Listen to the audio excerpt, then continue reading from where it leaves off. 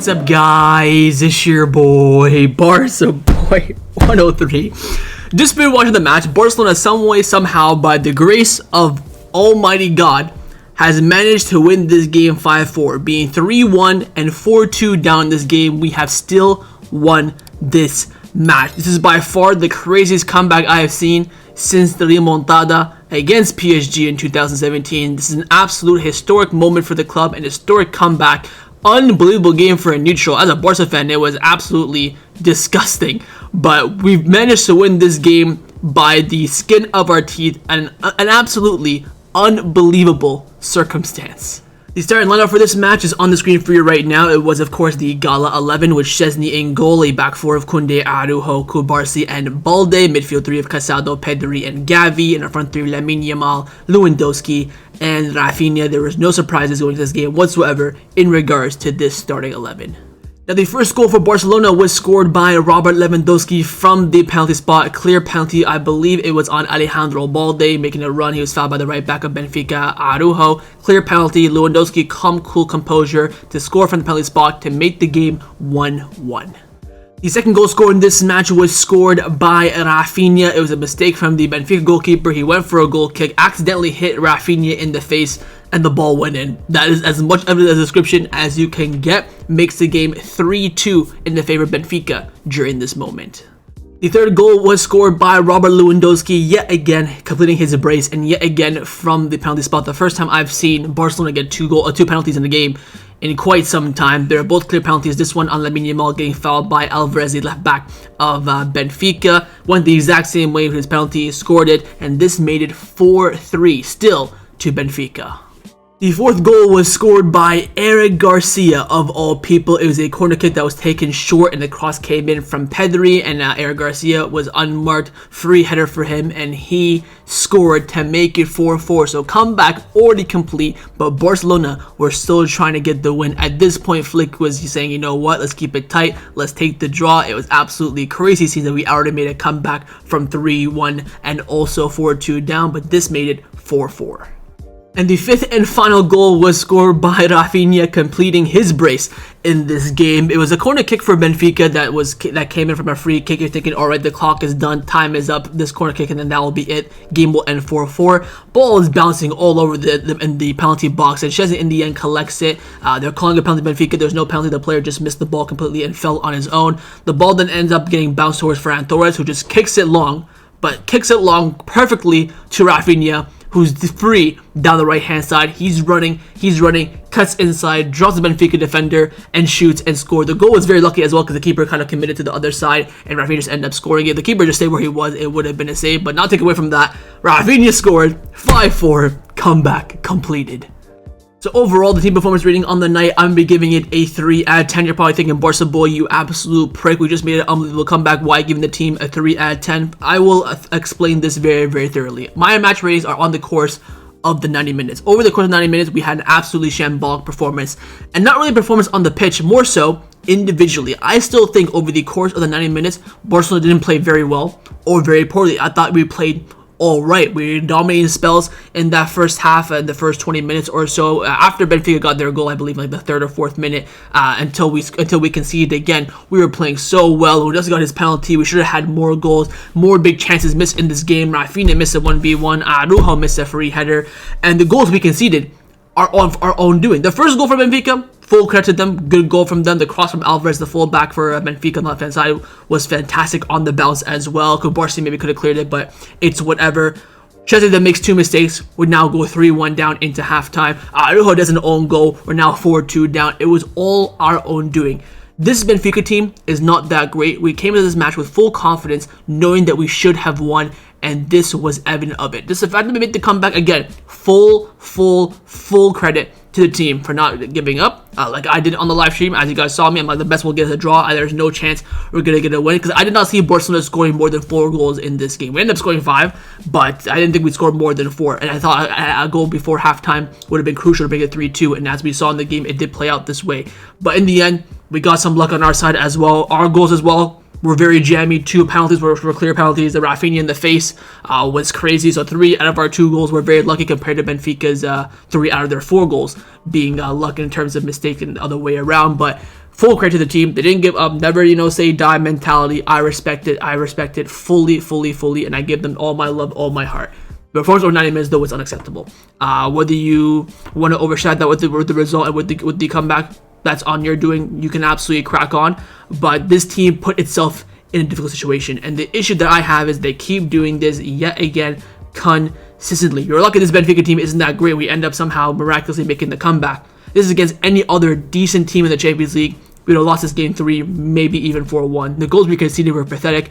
Going forward, we looked absolutely embarrassing as well. We needed some luck, 2 penalties, a mistake. The Eric Garcia header was, of course, by that point, the 80th minute onwards, we were playing very well. But before that, it was just chaotic, disgusting football. And it was just a Getafe game from the second half beginning until about the 80th minute. It was just a Getafe game all over again. If you watch me from that in my live stream from the 45th minute to the 8th minute, I'm just sitting there doing nothing because it's just the same boring thing. We're just dancing around, like me with the shot over the bar, dancing around. Pedri shoots it, keeper makes an easy save, dancing around, nothing happened, and then we scored out of absolutely nowhere. It was just, this team needs something different. They need a different outlook. I don't know if Dani Olmo would have made a difference in this game, but Flick needs to realize that playing the same 11 week in, week out is just not going to cut it. You need 1 or 2 rotations. You got to put someone in there who's hungry, ready to fight. You cannot play the same lineup week in, week out in this kind of high intense, high schedule affair.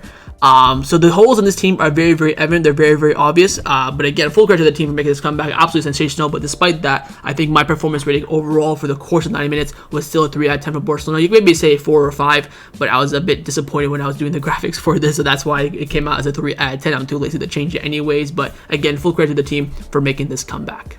Let's now get into the players' individual player ratings. I hate doing the intro when the keeper has a bad rating. It's just so hard to keep a straight face. We're going to start off, of course, with your boy Tech, Wojciech Szczesny in goal. It gets a 1 out of 10 for me. Look, I understand he made a great save 1v1 with Di Maria in like the 88th minute. So again, he did help us win the game. But he put us in this absolutely wank position. The 2 goals that were his fault. I mean, the charging out, he did the same thing in the Super Cup. What's with these players not learning from their mistakes? They're high athlete, high-end footballers getting paid good money. All they do is train, sleep, and play. And I'm realizing their mistakes consistently over the abundance of coaching staff that we do have. Stop charging out of your goal. This goes for Inaki Peña as well. They both don't know how to do it. To be fair, Szczesny did it very well against Athletic Club. I don't know what the hell happened to get him against Madrid in this game, but it's just been terrible. Again, the penalty wasn't a penalty. The player clearly dove. I don't know how VAR didn't overturn that, but in the end, Szczesny still put himself in that situation. I've yet to see Barcelona save a penalty in about 20 years now. But he had an absolutely disgusting performance. He had a few slip-ups in the second half as well. There was one with the Gerard Martin in the 9th minute where he could have messed up. But again, the save for the Di Maria 1v1, credit to him, but not enough for me to even bring him up a rating. We were in this mess because of him, plain and simple. I know we won the game, but I'm not taking that away. This is, of course, constructive criticism. He was pathetic today, and now he's probably just given that chance back to Inaki Peña to keep on playing. So 1 out of 10 for Tech.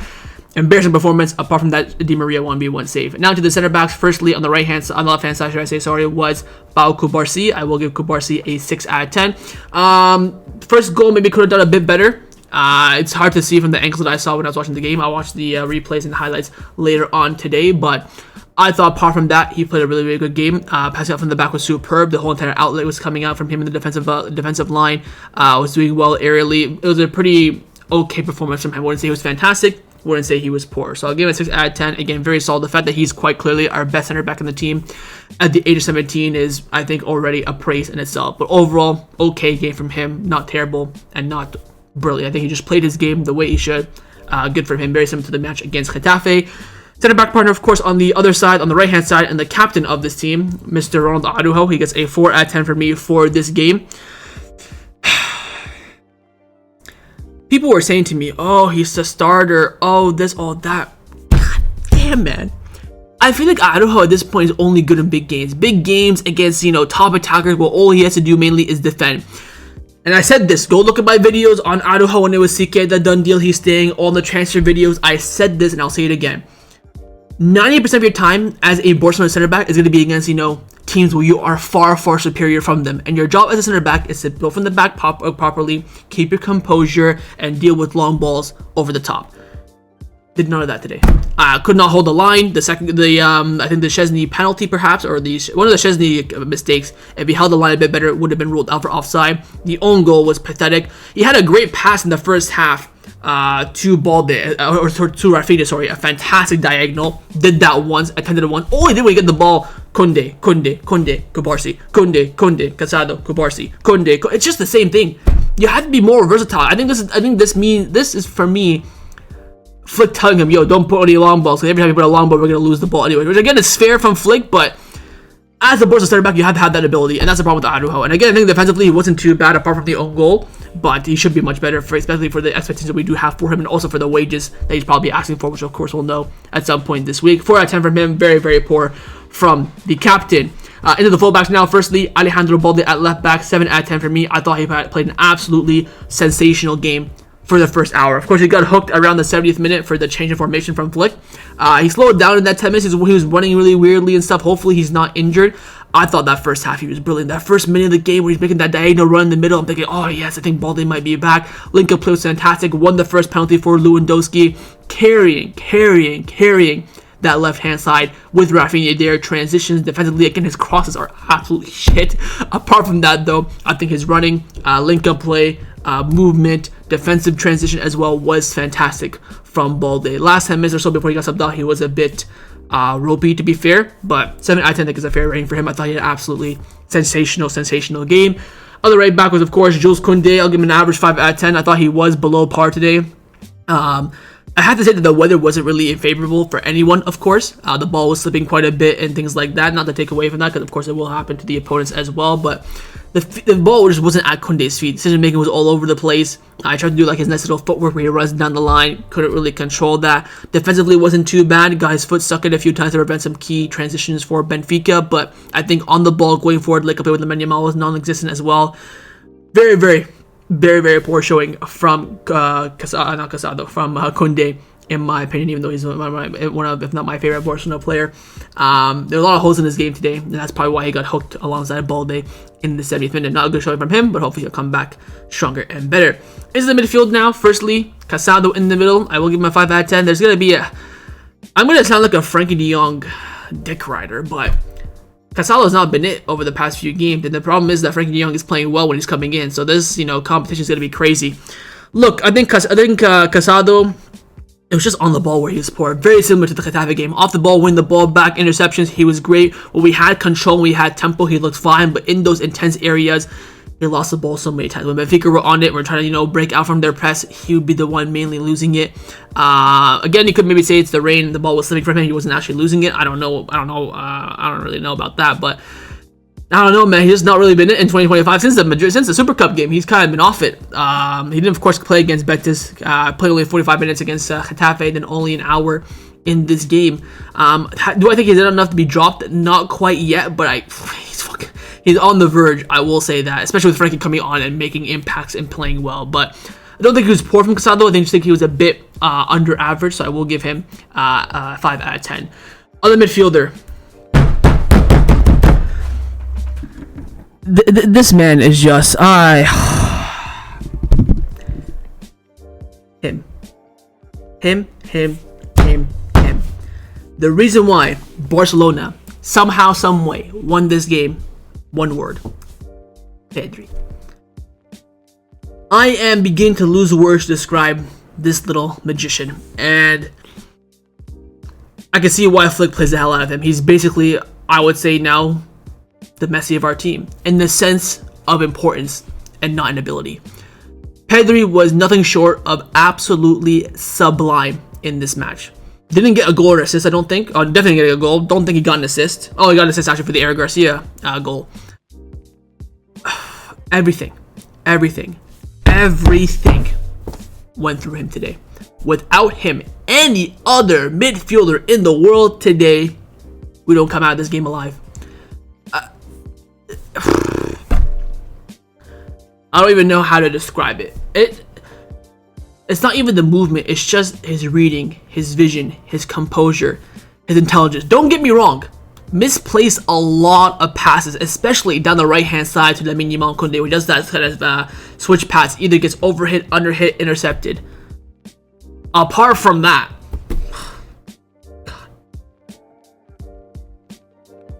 I don't know what to say. I really don't know what to say. It was an absolute masterclass from Pedri, and he was, I think, the energy and the spirit in this team to come back. And as a fan watching this game, it was as clear as day to witness that. Sublime. Whatever wages he's asking for. I know I was very much, on the fence with Pedri's renewal over the past few months just due to his injury record. Give him what he wants. If he wants $500,000, I'd give it to him. If he says to me in the meeting, I will stay, only if he can be happy. Oh, here you go. Here's your money. Habibi, here you go. Tafadal. Take all the money you need. 10 out of 10 without a shadow of a doubt. Maybe if we're being realistic, 8.5, but I don't care. No, 10 out of 10. Perfect from Pedri for me, in my opinion. Final midfielder was Gavi. We'll give him a 5 out of 10. Very similar to Casado. Lots of ball, a lot in the middle. His touch, I just don't think he's really a 10. I think he can only play that in that position when the game is really open, and especially in the home game as well. I think now it's probably time to give Fermin a little bit of a run, especially with Daniel Olmo being as fit as a freaking nail. He's basically the belly of the scene, Daniel Olmo, at this point. But Gavi, I think he really suit more so of that 8 or 6 position. I think in the 10, you rely too much on him on the attacking output when that's not really his game. Yes, he'll go and chuck in a goal here and there. He'll run in behind from 1-2. Had a good chance actually to make it 2-1 with that scissor kick, or was that to make it 1-1? I think that was to make it 2-1. So that was the only chance he had as a 10, and he's not really a finisher. So I would look to maybe give Fermin a chance now, but I think in the game, man, we'll give him a 5 out of 10. Let's get into the forwards. Firstly, let's get this one out of the way. Raphinha. Probably like a Barca boy. What are you smoking? He's got a brace, scored the winner. He was absolutely wank in this game. Disgusting. I'm not going to give him a good rate just because he got the winner. Credit to him for getting the winner. The first goal, I'm not going to give any credit for. He didn't even know it hit him in the face. But yeah, I'll give him credit for the second goal and the winner. But apart from that, so that winner came in the 96th minute, right? The 95 minutes before that, disgusting. It feels like he cannot play without the armband at this point. I think there's going to be an armband agenda with Raphinha that he just, without the captain's armband, he just looks completely wank. I mean, his crosses were embarrassing. His chances were embarrassing. His link-up play was embarrassing. His crosses were embarrassing. Just nothing went his way. Apart from maybe the free kick that hit just the top of the netting, he did nothing. I was quite surprised he stayed on that long. I think he just stayed on just for vibes. I'm saying this and he got a brace, which is quite crazy to say, but over the course of the 90 minutes, I thought Raphinha was absolutely piss poor. I will give him a 4 out of 10. The other winger, Lamine Yamal, will give him a 5 out of 10. The only reason why I think Lamine Yamal performed better than Raphinha is that his chance creations were a bit more impactful. Raphinha did nothing, and Lamine Yamal did a little bit. He had some good shots from distance. He got locked up in that first half, though. I'll be completely honest. That first half, the Alvaro Fernandez fullback absolutely locked him up. Second half was a bit more open. He put some good crosses in the box that just weren't connected. Good crosses in the box that no one was running onto. Had a few shots. He did a little bit more than Raphinha, but I still think he wasn't great tonight by any means. So I will give him a 5 out of 10 as well. And last but not least, your boy RL9, Robert Lewandowski. You're probably thinking, Barca boy, wow, Lewandowski getting a 6. Why was he the best attacker? Look, scoring penalties, especially 2 in a game in high-intense situations, is not a mean feat whatsoever. So I want to give credit to Lewandowski for that. Very similar to his Getafe game. Apart from that, he had no chances. He was playing basically a graveyard shift. I'll tell you what, his passing today was fucking disgraceful. Hold-up play wasn't too bad, but his link-up play and passing was absolutely disgusting.